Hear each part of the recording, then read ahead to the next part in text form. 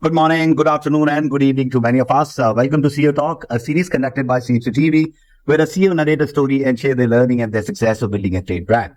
So today we have with us Shekhar Mullatti, President and Global Head Banking of Aurionpro Solutions and CEO of Integro Technologies. Before we dive into a detailed discussion, tell me something about you, Shekhar, and I can see you have a long experience, close to 3.5 decades. Over to you, Shekhar. Thanks, Anuj, and thanks for having me here on this chat. When you say somebody has long experience, that's just a euphemism for saying, man, you're really old, right? It has been a very interesting and productive journey. I spent almost all my working career in either the banking or technology spaces, and so now, with Aurionpro, the last 14, 15 years, it's where both of them come together, so it's really been a very interesting ride, and we are now at that inflection point in our journey where we could, really get some significant global scale and make the rest of the world sit up and notice. Mm-hmm. Okay. And Shekhar, financial service industry is rapidly evolving with the technology advancement. How do you see the convergence of technology and financial services shaping the industry's future, particularly in the areas of digital banking, payment, and risk management? Anuj, we have two things. First of all, we've always believed in IP, right? We create our own IP. Our hypothesis is that services in the long term is really going to be a declining margin industry, right? And that space can also be significantly disrupted by new technologies, AI, Gen AI, for example, right? So we've always focused on the IP and building our IP. The challenge, though, is that building your own IP is a long and hard slog, right? You invest a lot, and you don't really know how fruitful that outcome is going to be or when that outcome is going to come, right? So in this journey, we've always focused actually on the business aspects first. So whatever IP we have, whatever we build, it's something that can already meet a customer's need pretty much out of the box. And we use technology as an enabler to provide that functionality or that solution. Right? For example, our digital banking platform, it's already fully functional, right? And many banks can pretty much, have it installed, configured, and get going, right? So we've always seen technology as that enabler, and as technology evolved, it's helped us put more and more power of configuration, of managing the dynamic changes of their business into the hands of our customers, right? Whereas, if you remember in the earlier days, if you had a platform, any changes that needed to be made to the platform, customers had to come back to the vendor, which is a happy situation for the vendor because we keep on getting, more enhancement revenue. But, in the longer term, it's not a win-win. So we choose to go one step ahead and give that power to the customers. Okay. Can you touch upon a little bit around the risk management as well? So risk management. So we do a lot of work in the B2B space. Yeah, wholesale banking, one of our big bets, right, is really the corporate banking digitization of the corporate banking space. We believe that, digitization in the banking world started first on the retail side, and most of us as retail users of banks, we enjoy a pretty digital experience, right? I don't recall having gone to my bank for maybe, 5 years. I just don't remember when I last went to my branch, and I'm sure, you don't either, right? However, on the corporate banking side, there's been a significant lag. A lag of 10 to 15 years. But that being said, I think that timing has now come, And all the effort that we have put in these last, 5 to 10 years in building that IP and focusing on this wholesale banking, that kind of has nicely dovetailed with the demand cycle in the market. Right. So here, what we do, we provide end-to-end risk management for large banks. So in Singapore, for example, the UOB or OCBC, who are, of significant size. They have great global reputation. OCBC got the award of the best risk management bank in the world, not just in Asia, a couple of years ago, right? And when these guys extend their credit, right, it is again to lots of blue chip companies, again across many countries. So you can imagine, if one of them is lending to a conglomerate like Singapore Airlines or Temasek. I'm not saying they do, but I'm just giving you examples, right? That the risk management is very complex. Historically, a lot of this was just done manually. Yeah. Right. And that process would therefore take 3 months, 6 months, 9 months, right? The complex end of the process. With our technology, right? The same banks can lend, these kind of complex facilities, right? With all the information there, all the audit trails, all the transparency in processing, all the adherence and exceptions to credit policies, all of that seamlessly, do it faster, and give the customer an experience that they've never had before, right? So to give you, just some sound bites, facilities that used to take 3 months to approve previously, take about 3 weeks, right? Facilities that used to take 3 weeks can be done in 3 days. So speed is, of course, just one parameter in the corporate world, but that's just one example of how digitization is, changing the lives of our customers in this part of the world. Absolutely. You talk about OCBC. So OCBC happens to be our banking partner as well. So you touched upon the speed, but I think this not only improves the accuracy of the risk assessment, the kind of technology you guys have been using, but I think it also enabled you guys to do a real-time monitoring and fraud detection as well, which I wanted you to touch upon, but I think we'll just take it around our subsequent questions. So digital transformation has become a priority for financial institute. How is technology enabling institutions to bridge the gap between the traditional banking practices and the demand of the modern digital savvy consumers? Well, if you talk to the CFO of most banks, today the number one expense tends to be employees, and the number two expense tends to be technology. Yeah. Right. So banks as a vertical, as a segment, are probably the biggest purchasers of technology worldwide. Right. So they really have been investing in technology to make the lives of their customers easier. It all evolved initially from cost saving, right? Because banks have very cumbersome processes. Branches are all over the place, right? They're widely dispersed geographically. So some bank might be profitable, some might not, right? So while it started initially as a cost and efficiency drive, it quickly dovetailed into a customer journey. Because the great thing about technology is that it tends to be equally available to everybody. So once everybody has it, then the differentiator is who can do it better. Is your bank giving you better service, or is somebody else's bank giving better service? And in the digital world today, it's quite easy for us to switch a bank, right? You might have patience with your bank for a couple of transactions now and then, nothing happened. I mean, if it doesn't go to your expectation, you'll say, But if it happens the third or fourth time, you know what? You're probably going to open another account somewhere else anyway, right? And if that bank gives you better service, then your share of wallet will start slowly, moving to that bank. So technology is really at the core of how banks do their business, right?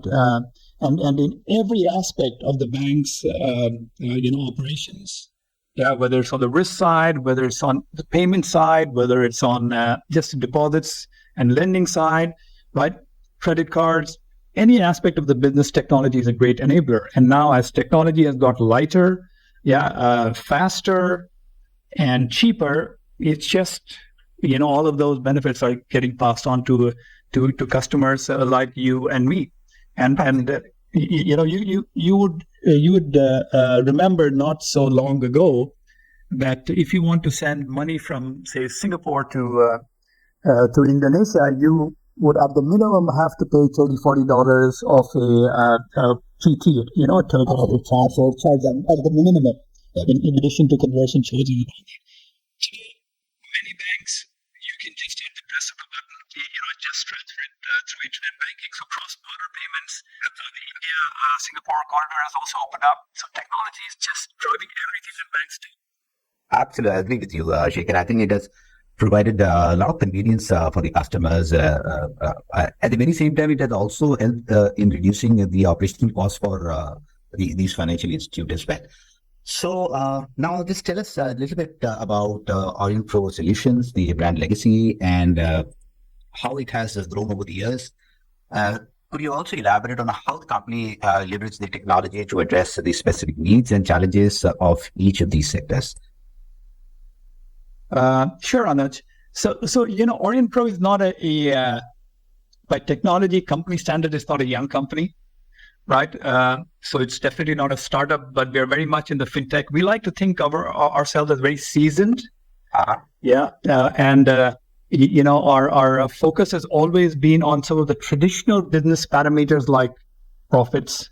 I mentioned that because, the last 5 or 10 years, you see a lot of fintechs who really are so focused on, are well-funded, and therefore have always been focused on growing the top line without growing the bottom line, right? Yeah. As we've always been in it for the long term as a going concern, right? And in this process, we also said, we want to differentiate ourselves from most Indian technology companies by choosing to go the product route, right? And that's really something which it always takes a long time for us as well. It took a long time. Fortunately or otherwise, when COVID hit, right, those 2 or 3 years when travel was really restricted for us, we all kind of doubled down on our product, fine tuning and capabilities, building those additional modules that we wanted to for a long time, but we were always a little short of bandwidth for. Yeah. And that's all kind of come together now where we are ready to get into a phase of accelerated growth, right? Essentially, as a company, we have 2 major areas of IP. One is on the banking side, that I've been talking about. Other is on transit mobility, right? Where we do, the MRT gates. We also do those tap and go, the Easy Link, kind of tap and go. Right, we do that for a few metro circles in India. We do that for a few bus circles in the US. Right, so we see transit mobility as another huge area of growth. Right, and banking, of course, corporate banking. I mentioned to you how we feel that the time has come for digitization in corporate banking. So all of our investments are mostly done, or all of our investments in the product are mostly done. Our products are ready, go to market.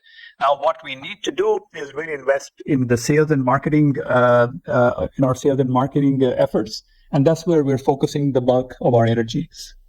Okay. So I think through continuous innovation and more from a customer-centric approach, you're addressing the specific needs of multiple sectors. But still, I want to emphasize more around any particular sector, which is apart from the banking sector, which you just mentioned. Any sweet spot for you?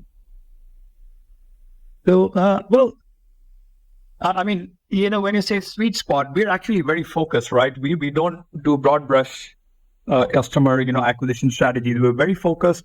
So if it's banking, it's wholesale banking or corporate banking, right? We tend to, with our lending product stack, we tend to target the top 3 to 5 banks in each country. So for example, in Singapore, 2 of the big 3 banks are our customers. Okay.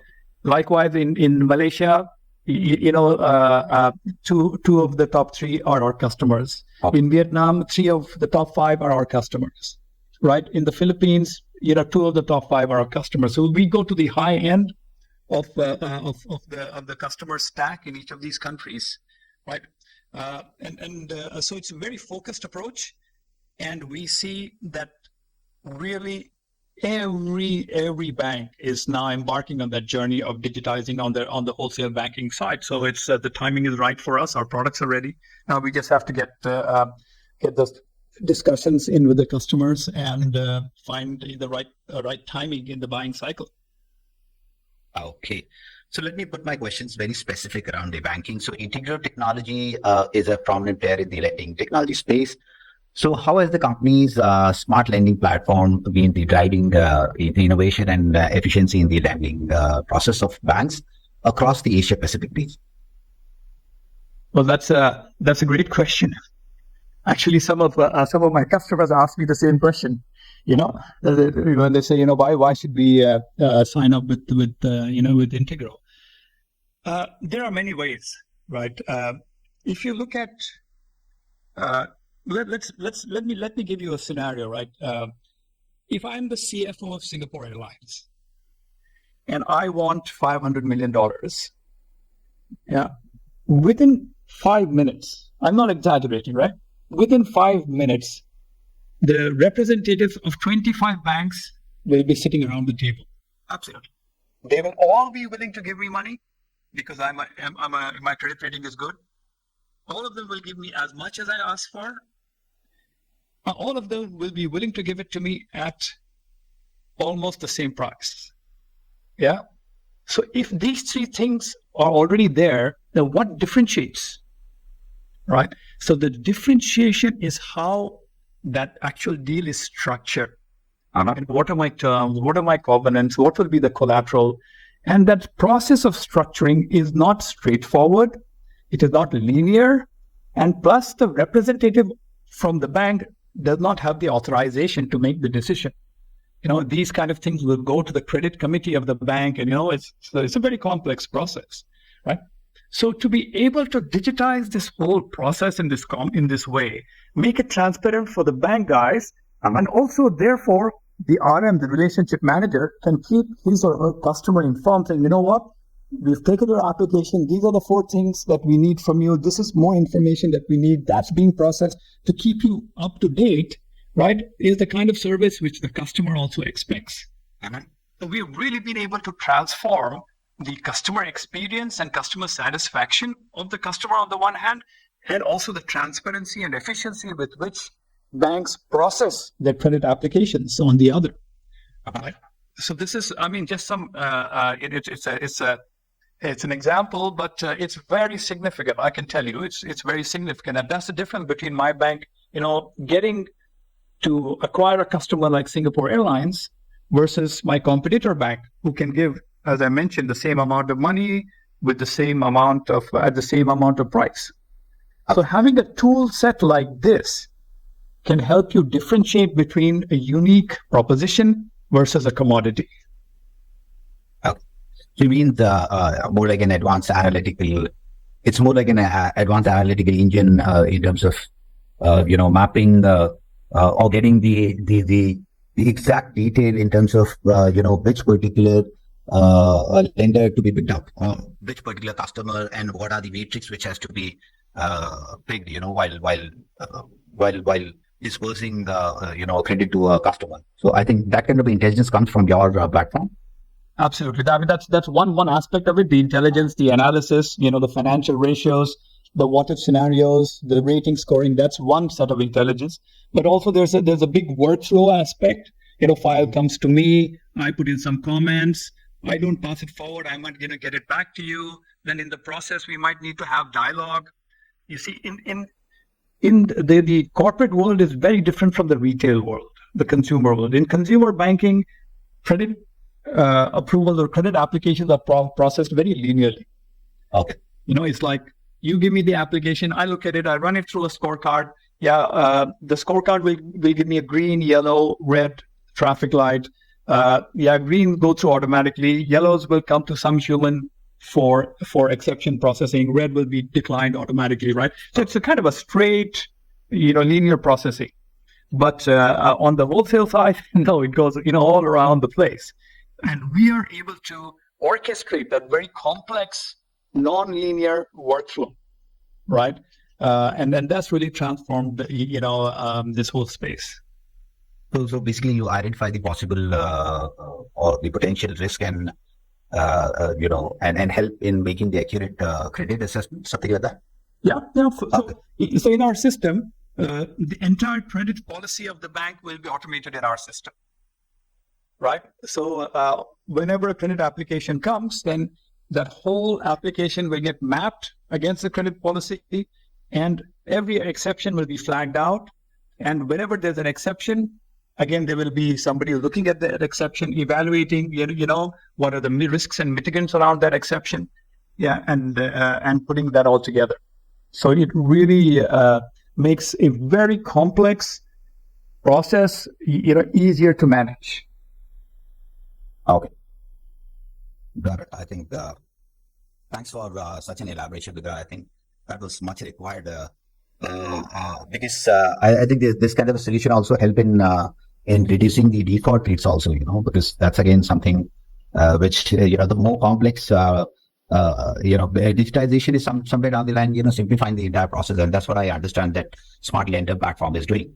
So now with this, I'll just move down to the next question, which is all about can you talk about Aurionpro and Integro global and India footprint and your business achievement over the last 12 to 18 months? So, like I mentioned, right, during the COVID years, we really doubled down on our product capabilities. We've got that all done. And as COVID, started to recede and the travel corridors opened up again, we really moved forward at a pretty good pace. For the last 11, right now we're going at like roughly 30% year on year, right? At a time when most of tech, is single digits, right? Big tech is probably low single digits. Right? Across all the geos, Shekhar? I'm sorry? Across all the geos? Yes. Well, I would say roughly yes, right? I mean, these are our consolidated results. We don't we don't publish results either by geography or by specific business unit. Uh-huh. But it's roughly 30%.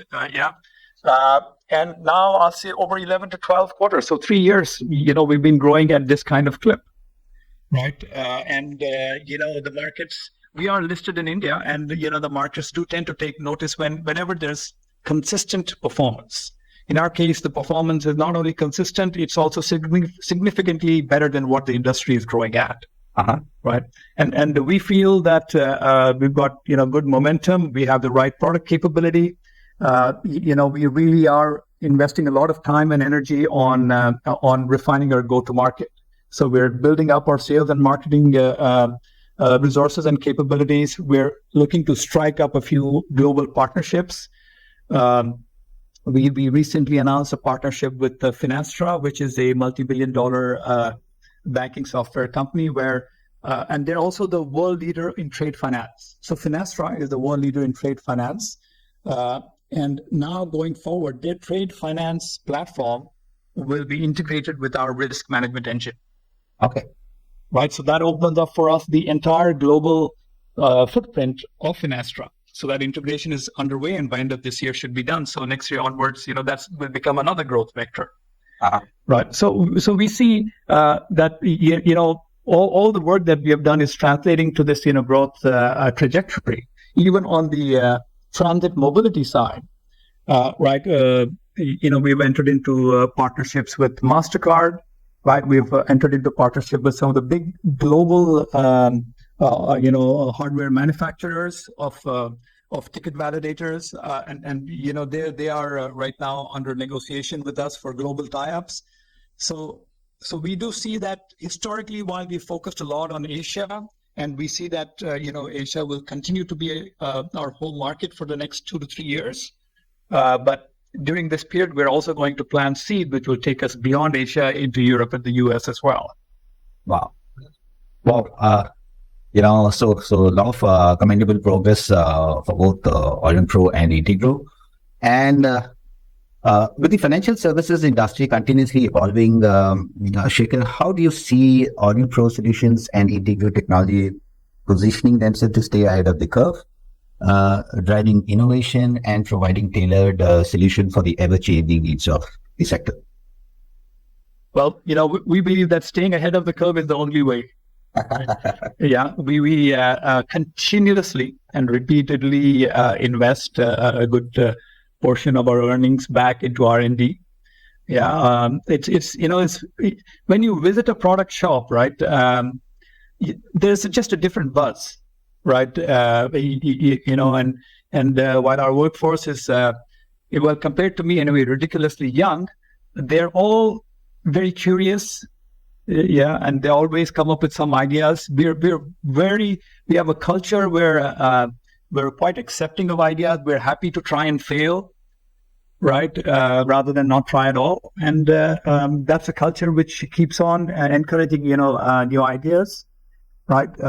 And that's how, because we do a few things very well, right? That innovation can be channelized and focused in a particular direction. And that will keep on augmenting and keeping us hopefully ahead of our competitors. Okay, that sounds good. And what are your top focus areas and the expansion plan over the next 2 to 3 years? So I would say probably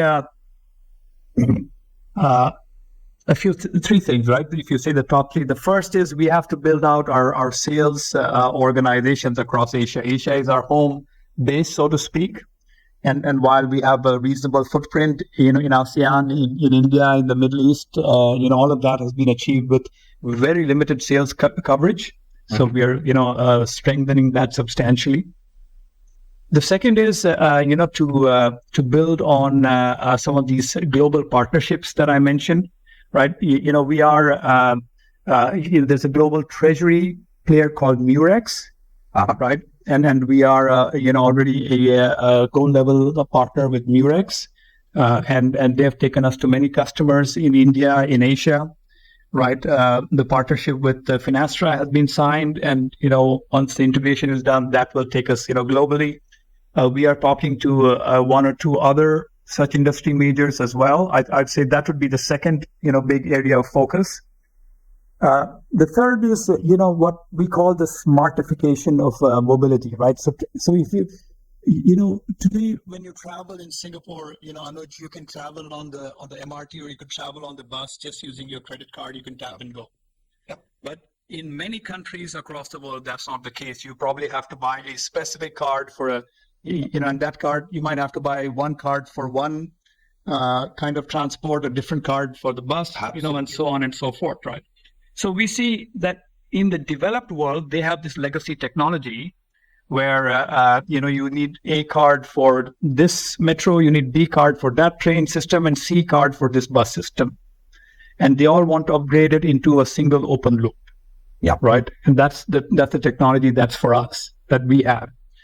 The second is the developing nations, all the developing nations, they're building up the transport infrastructure. MRTs are coming up everywhere, and they straight away want to go to an open loop technology where you can use your credit card for everything else, right? And again, that's where we're at the forefront. Like a recent case in point. I don't know if you've been to the Maldives recently, but the transport system in the Maldives is a system of ferries. Right. So that entire Maldives communications system on ferries is now powered by Aurionpro Tap and Go. Right. And you can use your own MasterCard, Visa, anytime, anywhere, no problems. Okay. So integrated smart card is something what you're talking about. Definitely. And then you touch upon your focus around your sales team. And then I also talk about your, partner ecosystem. So you're trying to build up your partner ecosystem. That sounds good. So looking ahead, what are the trends or advancement do you foresee shaping the future of the banking and financial services? And how can the industry leaders prepare for these changes? Your questions are getting yeah. It's a good question for the G20. You should be interviewing the audience at G20. Look, I think directionally banking is on that digitization path of no return. Okay. Right. It's only getting faster and and faster. On the retail side, it's almost there. Pretty soon, almost everybody will have everything they need, in one consolidated device, either your phone or a wearable or a wearable, unless you opt not to, right? You can do anything from anywhere, anytime. Yeah, today some of us are already doing that, but maybe the majority of the population is not yet. But soon you can see that happening. Pretty soon, you want to send money from one country to the other. Well, that becomes easy and seamless. In fact, now there are organizations which allow you to transfer money from one credit card to the other, right? So it's like a pay now through credit cards and you don't even have to be in the same country. Today, using, an app, I can send money from my card to somebody sitting in Mexico instantaneously, right? So this is, where banking and the financial world is moving to at a very rapid pace. I don't think it can ever turn back, right? What I do think will happen is, and needs to happen, is that it still needs to be augmented by the human face, right? Because for transactions, sometimes which don't follow your standard protocol, or if it's a slightly complex question, right? Or sometimes some of your customers, they just don't like to have a digital interaction only, right? I think some of this investment onto the human side will start to increase, because I fear and I believe that a lot of banks have actually cut to the human side more than they should have. Right, absolutely. So that's how I see some stuff on the consumer banking side, and similar trends also on the corporate side. It is a better time for customers. Overall, it's a better time of customers. Banks, while they're in a fundamentally very profitable business, they are being forced to invest to give their customers better experience, or else risk losing them. Absolutely. So I think to prepare, for these changes, I think the industry leaders should prioritize, innovation, invest in technology infrastructure, foster a culture of continuous learning and adaptability, and also, establishing strategic partnership with fintech company like Integro. So with this, we come to the end of this interaction. Thanks, Shekhar, for such an insightful session, and we really had a pleasure interacting with you. Thanks, Anuj. It was really nice talking to you too. Thank you. For more updates from CXO TV, please like and subscribe to our channel.